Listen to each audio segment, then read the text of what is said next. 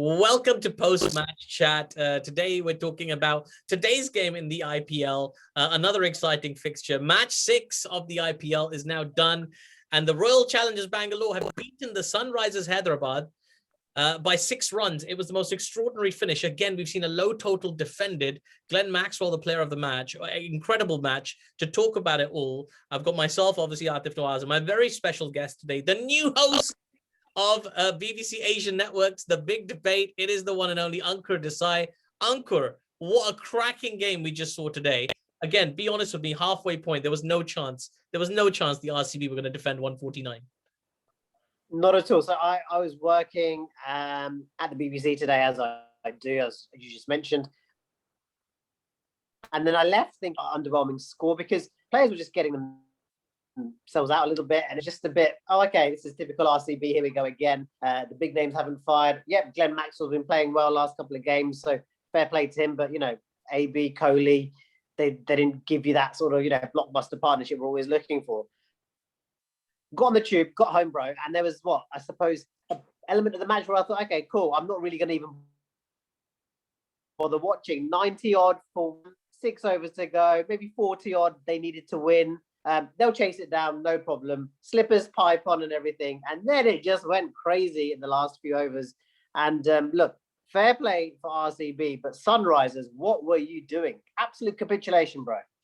Absolutely. We'll talk about the Sunrisers innings in a bit. They absolutely capitulated, as you say, Ankur. But let's start with the Royal Challengers Bangalore. So early doors lost Devdutt Padikkal. He played a couple of nice boundaries, but then he got out. And then, you know, Virat Kohli struggling to find a bit of fluency, maybe looking to getting a bit of an identity crisis, whether he's playing an anchor role, whether he's trying to build. It was all a bit tricky for him. And then, of course, you had Glenn Maxwell come in, play that supporting knock. But again, he didn't really finish it. They kind of faded away a little bit. A terrific spell from Rashid Khan, 4 overs, 2 for 18 for him. He's been incredible. Rashid Khan, tell me a little bit about why this guy is so potent in T20 competitions in the IPL after all these years.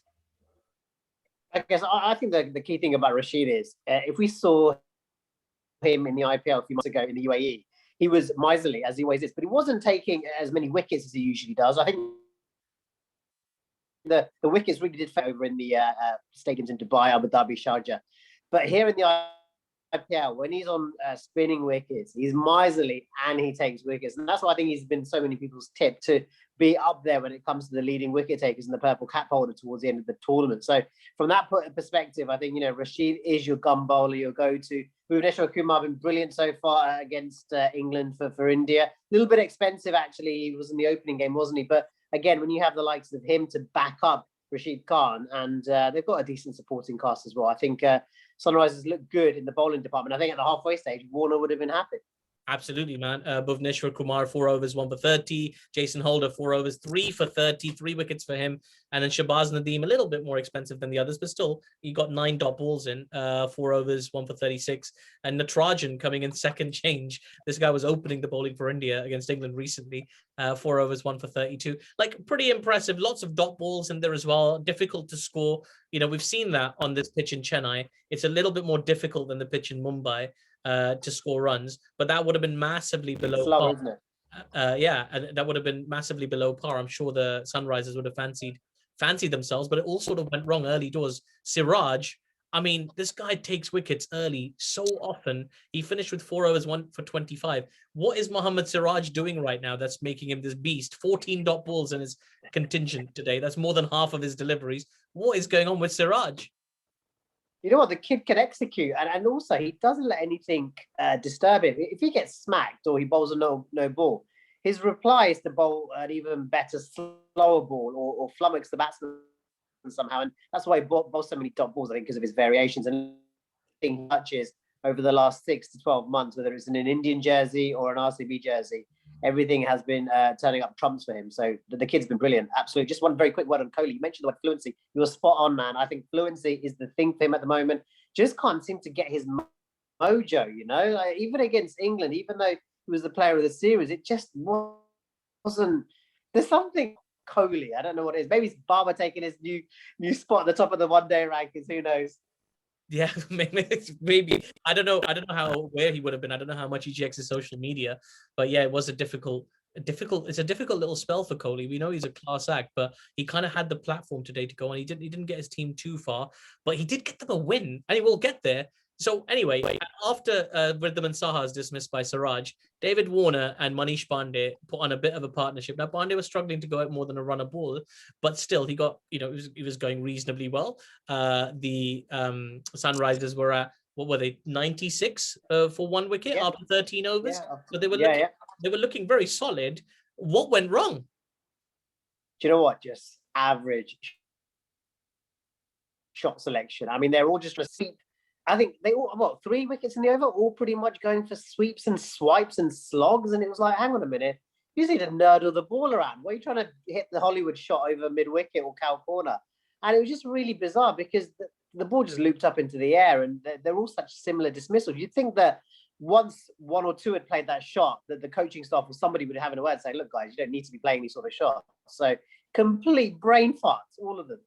Yeah, I mean, it was really odd shot selection. They really gifted some wickets away. Shabazz, superb, 2 overs, 3 for 7, like an extraordinary spell. He only bowled 6 dot balls. Well, of course, he only bowled 2 overs. We talked about Siraj's 14 dot balls. I got to throw a shout out to Harshal Patel, right? After the first game where he took 5 wickets, I turned to our mutual friend, ex-IPL player, Mr. Abhishek Junjunwala, and I said to him, bro, I'm calling it now. Harshal Patel will be the top wicket taker in this year's IPL. And he was like, oh, it's a bit early, mate. It's only 1 game. He did very well in that first game. I don't know if he's going much further. And, that's all very reasonable. But another 2 wickets for him today, 4 overs, 2 for 25, 10 dot balls in that. I mean, Harshal Patel, out of nowhere, has become this fantastic kind of utility death bowlery guy. Like, where has Harshal Patel come from? How has he become this new age Curtly Ambrose? And I Delhi are probably thinking, oh yeah, wouldn't mind having him back actually. I didn't quite pull up those sort of trees before. It also just reminds me of players like Joginder Sharma, who India have had over the years, where they come in, they look inoffensive, but they cause batsmen problems. And when they get the ball to talk, man, they're causing a lot of batsmen problem at the moment. And there's this sort of cluster of Indian seamers, aren't there, who can make the ball move off the seam with a bit of pace. And the depths are growing for Indian fast bowling, that's for sure. Yeah, for sure, absolutely. So many options. They used Vendra Chahal, who didn't take any wickets, but good to see him kind of finding a bit of form. 4 overs, 0 for 23. Washington Sundar bowled a couple of decent overs as well. Dan Christian, the man with the golden arm, the man with the Midas touch. Every team Dan Christian plays for. Evergreen. 20s. Sorry, Ankur, you were going to say. Evergreen Dan Christian. The guy does not age. He is just going like a war horse. Absolutely, he's superb, and just still so up for it every single time. Just the 1 over from him for 7 runs, and with the bat, he got just a single before getting out, caught behind Natarajan. But I mean, unbelievable in the end that another low total has been defended in this year's IPL. After the second game, where 180 odd was chased down comfortably, we thought that these low scoring matches were going to be a blip. But do you think these low scoring matches, particularly maybe in Chennai, are going to be a feature in this year's IPL?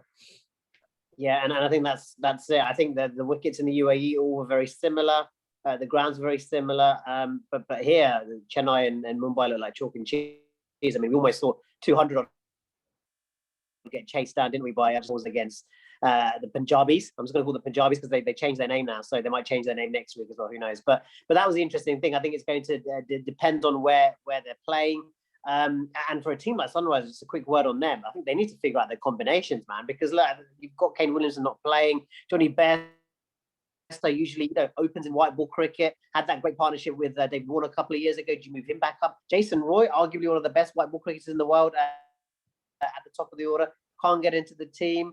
Embarrassment of riches. They just need to figure out their combination before it's too late. Yeah, absolutely. I mean, do you think Jason Roy or Kane Williamson's going to get a game now that Sunrisers have lost 2 out of 2? Possibly. Saha might miss out.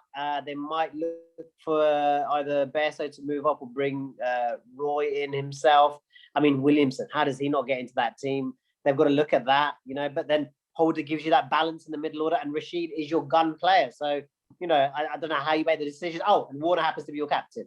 Figure that.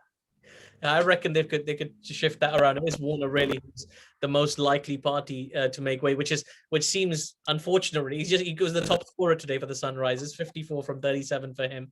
Best strike rate as well, 145. Sorry, Rashid Khan had a better strike rate, but that was 9 balls.